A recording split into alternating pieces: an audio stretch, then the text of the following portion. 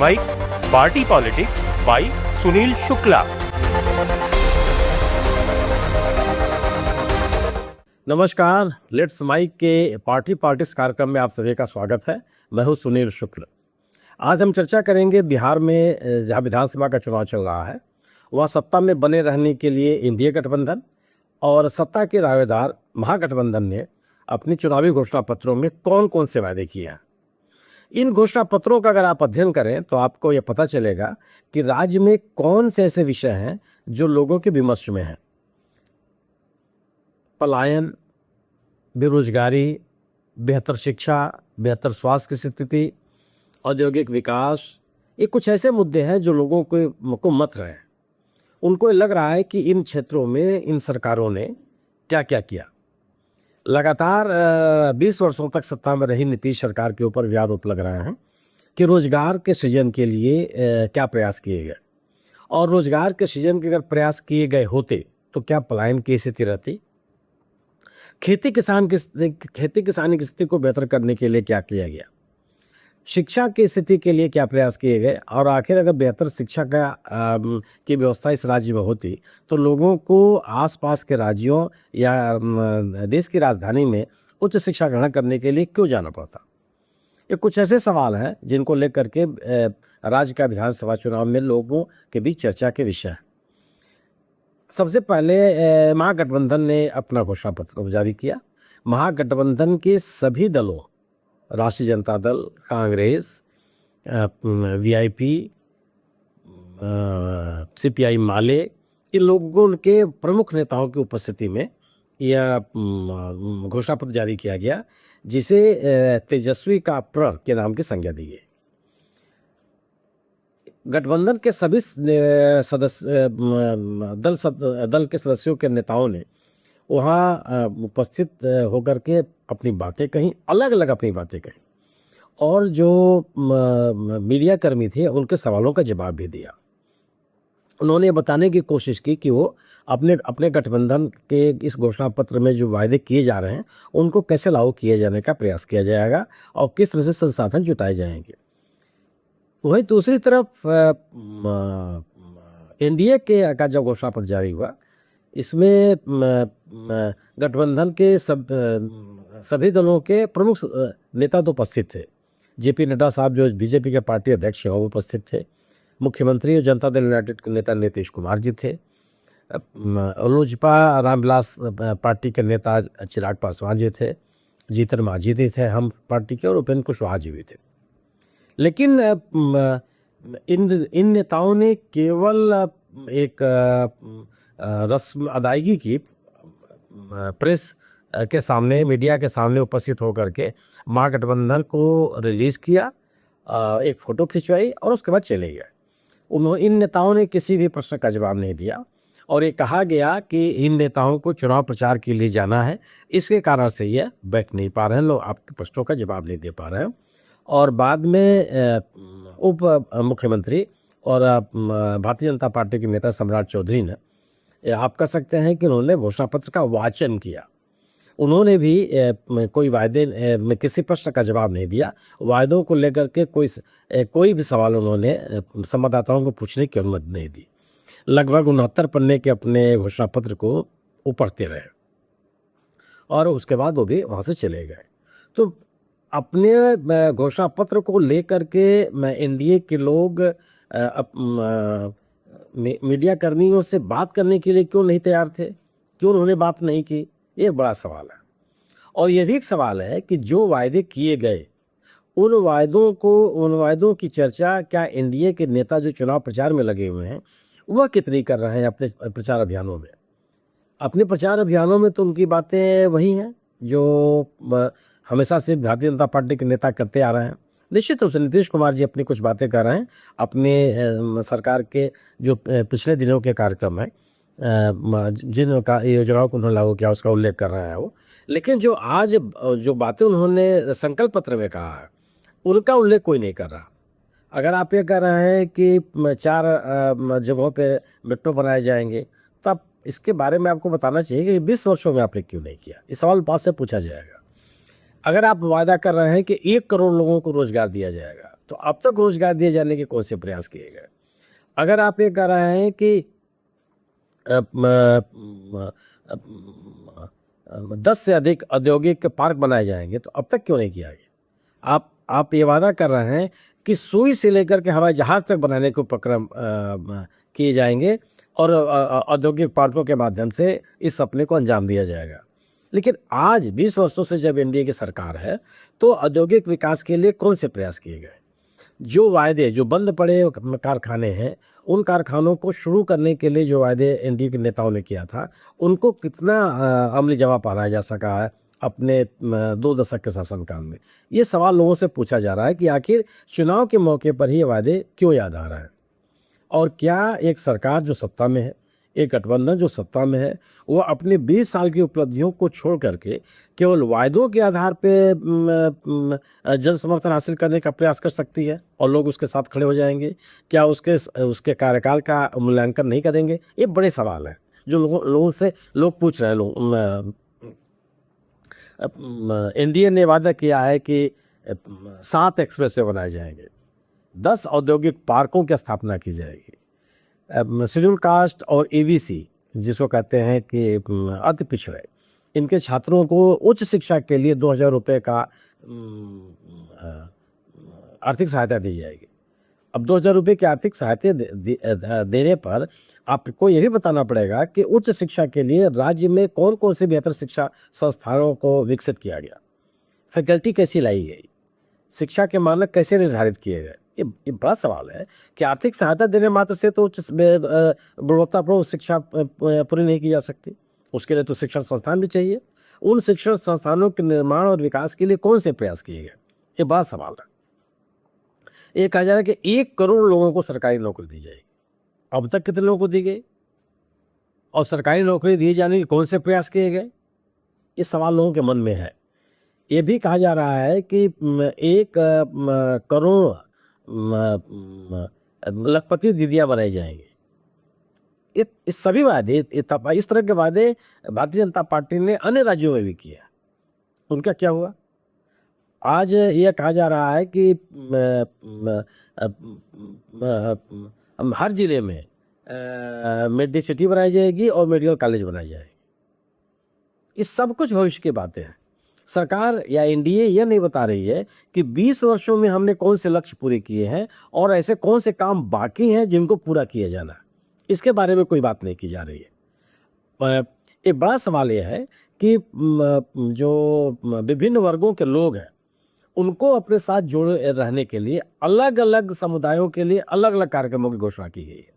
जैसे अनुसूचित जाति और अति पिछड़े छात्रों को छात्रवृत्ति दिए जाने की बात की जा रही है। उसी तरह से जो मछली पालक किसान हैं, उनको 9,000 रुपये की सहायता दिए जाने का आश्वासन दिया जा रहा है। आज इन मछली उत्पादकों को 2 दशकों के दौरान क्या किया गया? इनकी आर्थिक स्थिति बेहतर करने के कौन से प्रयास किए गए? इनका उत्पादन बेहतर हो जाए, गुणवत्तापूर्ण हो जाए, निर्यात की संभावनाएं हो जाए, अच्छे बाजार से जीत हो जाए, इसके लिए सरकार की ओर से संस्थागत प्रयास कौन से किए गए? इनकी बात कोई नहीं कर रहा। ये कहा जा रहा है कि पटना, दरभंगा, पूर्णिया और भागलपुर में हवाई अड्डों का निर्माण किया जाएगा। पटना में तो हवाई अड्डा, उसको बेहतर किया जाएगा और 4 शहरों में मेट्रो बनाए जाएंगे। तो पटना के अलावा ये बात बहुत समय से कही जा रही है कि मुजफ्फरपुर एक ऐसा स्थान है जो पटना के बाद सबसे बड़ी जगह है और एक विकसित शहर के रूप में उसकी पहचान की जाती है और दूसरा बड़ा शहर बिहार में माना जाता है। उसकी कनेक्टिविटी बेहतर करने के लिए पिछले 20 वर्षों में कौन से प्रयास किए गए? ये कुछ ऐसे सवाल हैं जो लोगों के मन में हैं। लेकिन एनडीए ने ये वायदे किए अपने घोषणा पत्र में, लेकिन इन घोषणा पत्रों को कहा जा रहा है कि सबसे बड़ी पार्टी का सबसे छोटा कार्यक्रम था यह घोषणा पत्र जारी करने का। 27 सेकंड बातें कही जा रही है कि 27 सेकंड में एनडीए ने, बीजेपी ने अपना घोषणा पत्र जारी किया और वो चले गया। उसी घोषणा पत्र में 100 एमएसएमई पार्क स्थापित करने की बात की जा रही है और कहा जा रहा है कि जो कुटीर उद्योग है उनको बढ़ावा दिया जाएगा। तो बड़े सवाल है कि कुटीर उद्योग की संभावनाएं तो अचानक बिहार में नहीं पैदा हुई, हमेशा से रही हैं लेकिन उस कुटीर उद्योग को विकसित करने के लिए, प्रोत्साहित करने के लिए, संरक्षण देने के लिए, लोगों को आकर्षित करने के लिए कौन से प्रयास किए गए? ये सवाल पूछा जा रहा है कि आज 20 वर्षों से एनडीए की सरकार सत्ता में है, वह केवल पिछले 15 वर्षों में लालू और राबड़ी राज के 15 वर्षों की विफलताओं का उल्लेख करके कैसे लोगों को अपनी तरफ आकर्षित कर सकती है? 20 वर्षों में तो उसको जंगल राज को खत्म करके मंगल राज कर देना चाहिए था और इतने निवेश आमंत्रित कर दिए जाने चाहिए थे कि हर राज्य में औद्योगिक विकास हो जाता। एक तरफ आप औद्योगिक विकास की बात कर रहे हैं, 100 औद्योगिक पार्क बनाए जाने की बात कही जा रही है और दूसरी तरफ केंद्रीय गृह मंत्री कर रहे हैं कि राज्य में औद्योगिक विकास के लिए जमीन उपलब्ध नहीं है। दोनों बातों में से कौन सी बात सही है? अगर जमीन उपलब्ध नहीं है तो ये औद्योगिक पार्क बनाने का वादा कितना बेमानी है? ये एमएसएमई पार्क बनाने का वादा कितना बेमानी है? और क्या औद्योगिक विकास किए बगैर आप लोगों को रोजगार मुहैया करा सकते हैं? ये संभव है? और अगर आप कहते हैं कि राज्य में ज़मीन नहीं है, तो क्या बिहार राज्य में कभी औद्योगिक इकाइयाँ नहीं थी? हमेशा से थी। तमाम औद्योगिक इकाइयाँ हैं जो बंद पड़ी हुई हैं, निजी क्षेत्र में भी थी, सरकारी क्षेत्र में भी थी। जो मुंगेर अभी चुनावी हिंसा के कारण बहुत चर्चा में है, वहाँ पे आकाश पेपर मिल था जो बंद पड़ा हुआ है, उसको चालू करने का कोई प्रयास नहीं किया गया। कई ऐसे मुंगेर में आकाश पेपर मिल है जो निजी क्षेत्र का पेपर मिल है, उसको चालू करने के लिए कोई प्रयास नहीं किया गया। निजी क्षेत्र का जो जूता उत्पादक कंपनी है बाटा, उसके प्रतिष्ठान रहे हैं, उसको चालू करने को से प्रयास किए गए। कई चीनी मिलें विभिन्न राज्यों में, राज्य के विभिन्न जिलों में हैं, उनको शुरू करने का वादा तो किया गया, उनको नहीं शुरू किया गया। तो एनडीए का जो घोषणा पत्र है उसको लेकर के लोगों के मन में तरह तरह के अविश्वास की स्थितियाँ। उनके मन में यह है कि आखिर जो वादे किए जा रहे हैं क्या वो चुनावी हैं या इनको लागू भी किया जाएगा? क्यों अतीत में यह पार्टी, भारतीय जनता पार्टी, अपनी चुनावी घोषणाओं को जुमले की संज्ञा दे चुकी है कि चुनाव में इस तरह की बातें की जाती हैं और जरूरी नहीं है कि उसको लागू किया जाए। इसके अलावा ये भी प्रश्न है कि विभिन्न राज्यों के चुनाव में, चाहे महाराष्ट्र का चुनाव हो, चाहे हरियाणा का चुनाव हो, चाहे दिल्ली का चुनाव हो, इस तरह की आर्थिक सहायता दिए जाने की घोषणाएं की गई, उनको अभी तक लागू नहीं किया गया। यह विमर्श में है और यह लोगों क्या अविश्वास एनडीए कैसे दूर कर पाएगा या लोगों के संशयों का समाधान कैसे कर पाएगा, यह आने वाला समय बताएगा। कभी चुनाव प्रचार चल रहा है और इस प्रचार के दौरान लोगों को एनडीए के नेता कितना आश्वस्त कर पाएंगे कि वह उनके घोषणा पत्रों के में किए गए वायदों के प्रति विश्वास करें। दूसरी तरफ महागठबंधन का घोषणा पत्र है। महागठबंधन के घोषणा पत्र को अगर आप सरसरी निगाह से देखें तो ये कहा जा सकता है कि सरकारी नौकरियां मतलब रोजगार एक प्रमुख वायदा है। रोजगार के इर्द गिर्द ही पूरा का पूरा घोषणा पत्र है। इसमें जिसे तेजस्वी प्रण की संज्ञा दी गई है। यह घोषणा पत्र जब जारी किया गया था तो कांग्रेस के वरिष्ठ नेता अशोक गहलोत जी उपस्थित थे, तेजस्वी यादव खुद वहाँ मौजूद थे, मुकेश सहनी साहब मौजूद थे, दीपांकर भट्टाचार्य जी मौजूद थे और सीपीआई और सीपीएम के नेता ही मौजूद थे। उन्होंने अपनी अपनी बातें कही। उस घोषणा पत्र में जो बात सबसे प्रमुख बात कही है तेजस्वी यादव ने, उन्होंने ये कहा कि राज्य के प्रत्येक परिवार उन प्रत्येक परिवारों को के कम से कम एक सदस्य को सरकारी नौकरी दी जाएगी जिसके पास भी सरकारी नौकरी नहीं है। ये बहुत बड़ा वादा है। ये बात कही जा रही है कि लगभग 3.5 करोड़ परिवार इस राज्य में हैं और कितने लोगों के पास वो नौकरी है, कितने लोगों के पास ये नौकरी नहीं है, यह सर्वे का विषय हो सकता है। और इस वादे को लेकर के भी ये सवाल पैदा किया जा रहा है कि ये वादा कितना व्यवहारिक है और कैसे लागू किया जा सकेगा। महागठबंधन ने 2000 एकड़ में शिक्षा शाला एजुकेशन सिटी बनाने का वादा किया है अपने घोषणा पत्र में। राज्य में गुणवत्तापूर्ण शिक्षा का सवाल बहुत अहम है। शिक्षा का सर्वसुलभ होना ये भी एक बड़ा सवाल है। इन लोगों के बीच में इसकी चर्चा है और इस सरकार के ऊपर, नीतीश सरकार के ऊपर ये लगातार आरोप लग रहे हैं कि यह सरकार लोगों को बेहतर शिक्षा, गुणवत्तापूर्ण शिक्षा देने में विफल रही है। विश्वविद्यालयों की स्थिति बहुत अच्छी नहीं। कहा जा रहा है कि प्रत्येक जिले में इंजीनियरिंग कॉलेज बना दिए गए। इंजीनियरिंग कॉलेज तो बन गए, उसमें जो बच्चे उसमें फैकल्टी कैसी है? वहाँ से पढ़ के निकलने वाले बच्चों को रोजगार देने के लिए सरकार ने कितने प्रयास किए? इन लोगों के मन में सवाल है। इसी तरह से महागठबंधन ने अपने तेजस्वी प्रण में ये कहा है कि 12वीं तक के छात्रों को टैबलेट दिया जाए। एक अच्छी घोषणा है ये, और शिक्षा के प्रति बच्चों को आकर्षित करने की एक अच्छी कोशिश है। सरकारी कर्मचारियों को प्रभावित करने के लिए महागठबंधन ने जो ओल्ड पेंशन स्कीम है उसको लागू करने का आश्वासन दिया है। लेकिन इनके ऊपर भी सवाल पैदा होता है कि ओल्ड पेंशन स्कीम लागू करने का आश्वासन, वायदा कांग्रेस ने हिमाचल के चुनाव में भी किया था, लेकिन उसे आज तक लागू नहीं किया जा सका। तो यह लोगों में सवाल पैदा होगा कि यह घोषणाएं तो आप अन्य राज्यों में भी किए हुए हैं, उसको कहाँ तक लागू कर पाए, चाहे वो कर्नाटक हो और चाहे हिमाचल हो जहाँ कांग्रेस की सरकार है। गुणवत्तापूर्ण रोजगार का सवाल है बिहार राज्य में। तेजस्वी के इस प्रण में जो महागठबंधन का घोषणा पत्र है, इसमें कहा गया है कि प्रत्येक जो संविदा कर्मी हैं उनको सरकारी कर्मचारी का दर्जा दिया जाएगा और उनकी सेवाएं नियमित की जाएंगी।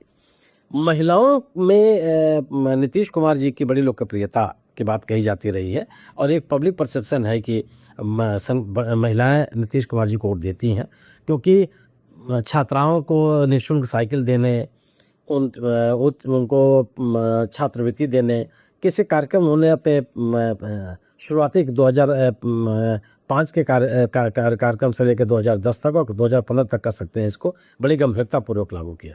वह एक आकर्षण का विषय है। और जीविका दीदियों का एक योजना उन्होंने लागू की, जिससे स्वयंसेवी संस्थाओं का विकास हुआ और महिलाओं की आर्थिक स्थिति, महिलाओं के बीच में आर्थिक गतिविधियों को संचालित करने का प्रयास किया गया। इन महिला संवर्ग की जो जीविका दीदियाँ हैं, इनको आकर्षित करने का महागठबंधन ने एक बहुत ही प्रभावी पहल की कहा जा सकता है।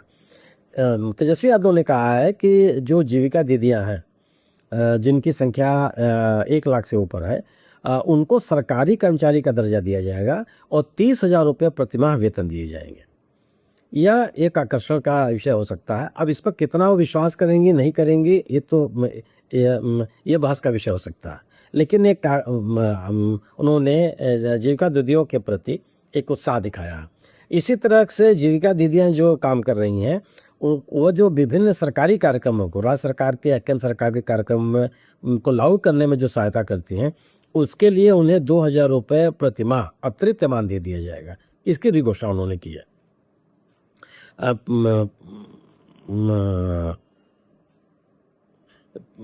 उन्होंने भी जैसे कि एनडीए ने 7 एक्सप्रेसवे बनाने का आश्वासन दिया है, तो तेजस्वी यादव का जो तेजस्वी प्रण है वह राज्य में 5 एक्सप्रेसवे की बात कर रहा है कि वह एक्सप्रेसवे लागू किए जाएंगे, बनाए जाएंगे और वो राज्य के आवश्यकताओं के अनुकूल होगा। तो ये बड़ी बड़ी घोषणाएं हैं दोनों एनडीए के घोषणा पत्र में भी और महागठबंधन के घोषणा पत्र में भी। लेकिन बड़ा सवाल केवल ये है कि विपक्ष में रहने के नाते तेजस्वी यादव या महागठबंधन को आश्वासन देने के अलावा उनके पास कुछ नहीं है। लेकिन उनके भी कांग्रेस की चूंकि महागठबंधन में शामिल है, तो यह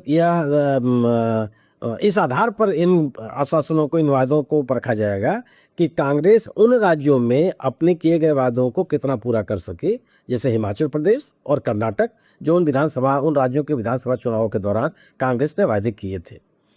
इसी तरह से एनडीए के सामने बड़ा सवाल है कि एनडीए के जो वायदे हैं, वो वायदे इस आधार पर उनका मूल्यांकन किया जाएगा कि 20 वर्षों से जो पार्टी सत्ता में है, 11 वर्षों से केंद्र में है, वह इन घोषणाओं को लागू करने के लिए की ओर कब बढ़ती हुई दिखाई पड़ी।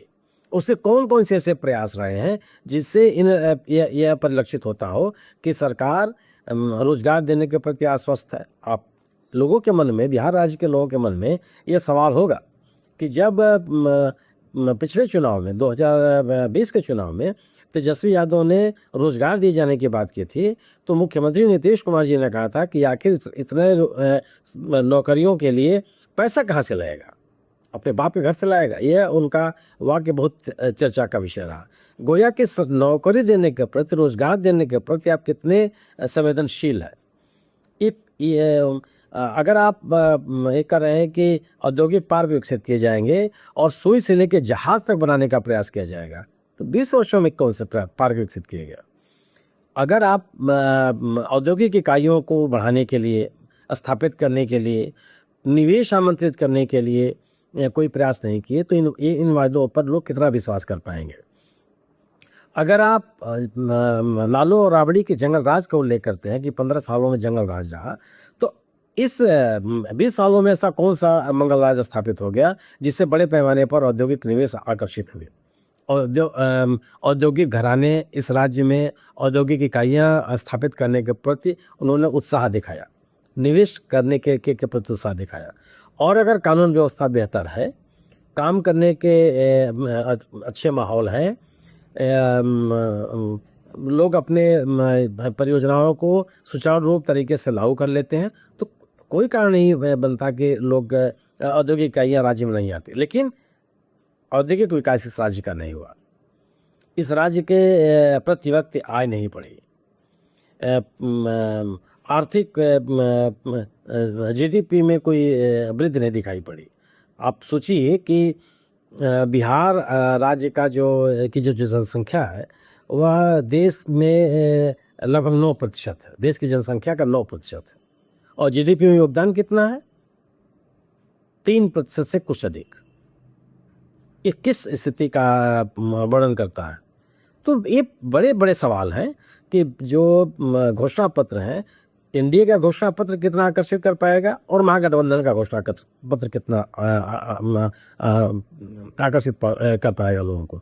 लेकिन निश्चित यह एक सुखद पक्ष हो सकता है कि रोजगार, शिक्षा, स्वास्थ्य, कनेक्टिविटी ये प्रमुख विषय है जिसको दोनों ही गठबंधनों ने अपने घोषणा पत्रों में प्राथमिकता दी है। आज बस इतना ही, फिर मुलाकात होगी एक नए विषय, एक नई चर्चा के साथ। नमस्कार। आप सुन रहे थे let's mind more than radio. Follow कीजिए हमें हमारे सोशल मीडिया प्लेटफॉर्म्स पर। It's time for news. It's time for more than radio. Presenting the first radio news app, Let's Mic. Let's Mic, a news-based app on your phone where you get to watch and listen news, talk shows, interviews, radio show podcasts. On Let's Mic, you get all relevant information of TV, print, radio, podcast, and digital. Let's Mic talks about every segment of life.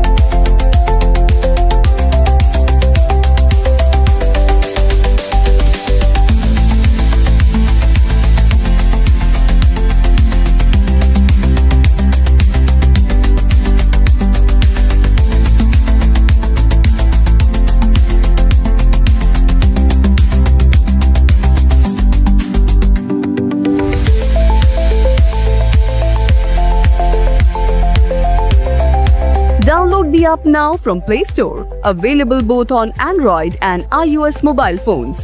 Follow us on YouTube, Instagram, Twitter, LinkedIn, Facebook, Telegram, WhatsApp, Snapchat. Let's talk, let's connect, and let's mic. It's time for news. It's time for more than radio. Presenting the first radio news app, Let's Mic. Let's Mic, a news-based app on your phone where you get to watch and listen news, talk shows, interviews, radio show podcasts. On Let's Mic, you get all relevant information of TV, print, radio, podcast, and digital. Let's Mic talks about every segment of life.